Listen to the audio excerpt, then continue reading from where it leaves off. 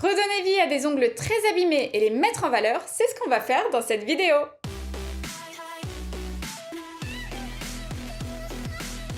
Salut à tous! J'ai reçu une cliente qui s'est fait littéralement massacrer les ongles en salon. Ma mission, rattraper le tout et lui garantir une jolie pose pour repartir du bon pied. C'est parti! Après avoir subi une pose puis une dépose vraiment inappropriée et beaucoup trop violente, ses ongles ont vraiment été très abîmés. J'ai même eu peur pour sa matrice. Notre manucure semi d'il y a 3-4 semaines a survécu, même si on sent encore que les ongles sont très souples. Alors bien sûr, je commence par retirer la couleur et surtout je vais conserver toute la base qui adhère à sa plaque. Nous allons pour ainsi dire effectuer un remplissage semi. Un retrait respectueux de l'ongle s'effectue toujours avec une ponceuse puissante et des embouts adaptés.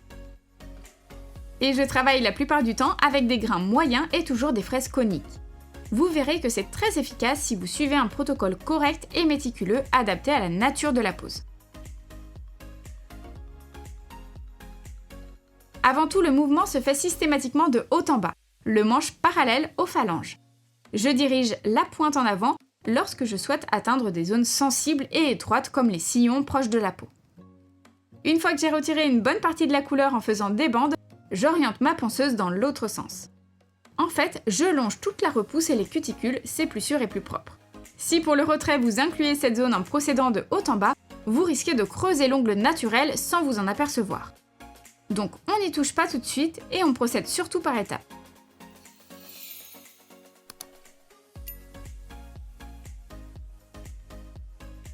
Ensuite, à la lime, je raccourcis tout le bord libre. Petit à petit, on va éliminer la zone de l'ongle endommagée jusqu'à ce qu'un beau jour, la plaque se soit complètement renouvelée et que la partie abîmée disparaisse définitivement. On reste sur un arrondi, donc je reprends les angles pour qu'il n'y ait pas de pointe d'accroche. Alors, petite astuce, pour les ongles très courts, choisissez des limes assez fines. Elles seront tellement plus pratiques. La plupart des limes réutilisables et lavables ont deux faces, mais pour éviter de griffer la peau, je vous conseille des limes en métal. Je colle qu'une seule recharge, donc au moins une partie est totalement lisse et peut être en contact avec la peau sans problème. Et toujours en adaptant le grain. Ensuite, je n'ai plus qu'à décoller la languette abrasive et la jeter. Ce n'est pas du gel, donc je n'aurai pas de gros limage, alors pour des ongles naturels, 180 c'est parfait. Évidemment, j'en profite pour griffer toute la plaque. La pression est très faible, je n'appuie pas et surtout je ne repasse pas au même endroit. Il faut ouvrir de petites écailles qu'une seule fois. Le fait de les ouvrir et les refermer indéfiniment est très mauvais et très souvent inefficace. Ça a juste l'effet inverse. C'est bien connu qu'un ongle affaibli tient moins bien la matière. Donc on matifie rapidement et c'est tout. Je compare les deux mains avant de passer aux cuticules. Pour justement bien repousser ces cuticules, j'utilise un embout flamme, c'est vraiment l'idéal. J'aime bien ceux en tornade parce qu'ils gardent moins la poussière dans les sillons. Et pour bien déloger la membrane qui est littéralement collée à l'ongle, je commence par libérer la plaque en passant l'embout dessus. Et petit à petit, en travaillant avec plusieurs mouvements courts et répétitifs, je finis par nettoyer la surface comme avec des coups de balai. Ça ne se fait pas en une fois. Je décolle véritablement les petites peaux mortes et sèches qui sont visibles et qui adhèrent à l'ongle. Ce type d'embout permet aussi de couper les peaux. Donc en même temps que je dégage le repli cutané trop proche du bord libre, je m'occupe de la sécheresse du repli distal. Dans certains cas, on peut se contenter d'embouts pour ça, mais généralement j'aime bien couper avec ma pince. Comme avec la ponceuse et puisque je suis droitière, je coupe dans le même sens. Si vous utilisez la pince au bon moment, c'est-à-dire après avoir repoussé correctement les peaux, le travail se fera tout seul. Vous voyez que j'ouvre très peu les lames, ça me permet de travailler plus vite et de ne pas aller trop loin.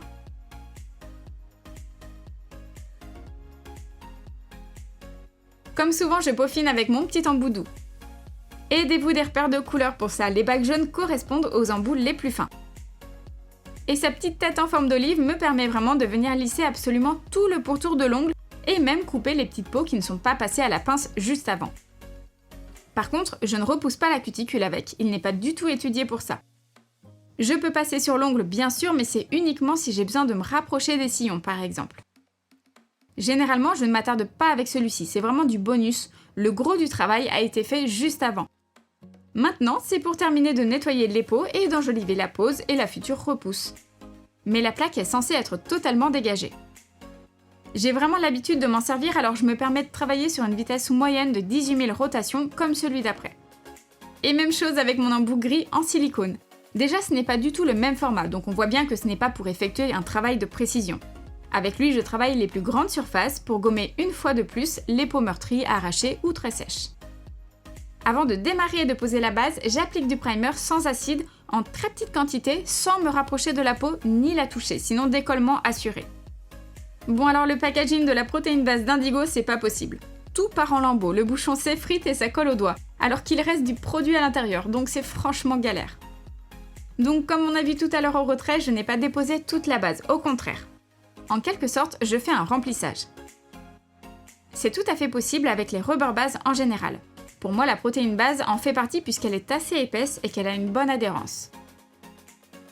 Mais surtout, il y a des produits comme ça qui permettent vraiment de renforcer une plaque endommagée, et ici clairement, c'était le cas.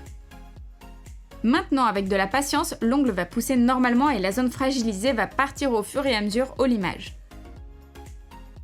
Dans un premier temps, j'applique une couche de base fine anormale sur toute la plaque en chassant les bulles d'air, s'il y en a qui apparaissent. Et surtout, je prends soin de me rapprocher vraiment de la peau sans jamais la toucher. Je borde rapidement en effleurant mon pinceau. Une fois que c'est fait, je rajoute directement une petite bille de base au centre pour créer mon apex. Elle va se fondre à la première et je n'ai plus qu'à la travailler. Pour ça, c'est systématiquement main sur l'envers. Et c'est exactement le même protocole pour chaque doigt. La seule différence, c'est que pour le pouce, par exemple, j'ai plus de surface. Donc à moi de piocher la bonne quantité de matière et de ne surtout pas avoir la main trop lourde. Sinon, je vous assure que ça va couler de partout.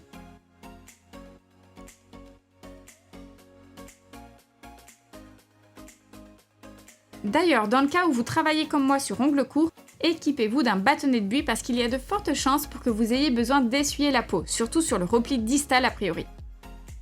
Ensuite, si le pinceau d'origine est trop large pour ce que je veux faire, je prends un pinceau de nail art à pointe fine. C'est plus pratique pour déplacer qu'un tout petit peu de matière. Et bien sûr, je peux continuer de travailler en plaçant la main de ma cliente sur l'envers si je préfère. Pour cette deuxième pose sauvetage, ma cliente a choisi le vernis Racing Red d'Ongle 24. C'est un beau rouge bien vif. La première couche n'est vraiment pas opaque, mais c'est normal. Pour l'instant, je m'occupe simplement de la placer comme il faut. Alors certains pinceaux vont être plus pratiques que d'autres pour l'application de la couleur. Ma technique, c'est de travailler avec l'angle de mon pinceau à plat. Je ne l'écrase pas totalement. Mais après avoir retiré l'excédent de matière contre le goulot, je viens un peu appuyer contre l'ongle pour totalement tracer ma délimitation.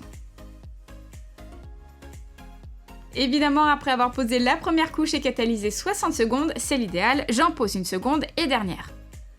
C'est vraiment maintenant que la couleur va gagner en opacité. Du coup, 2 très fines couches doivent suffire.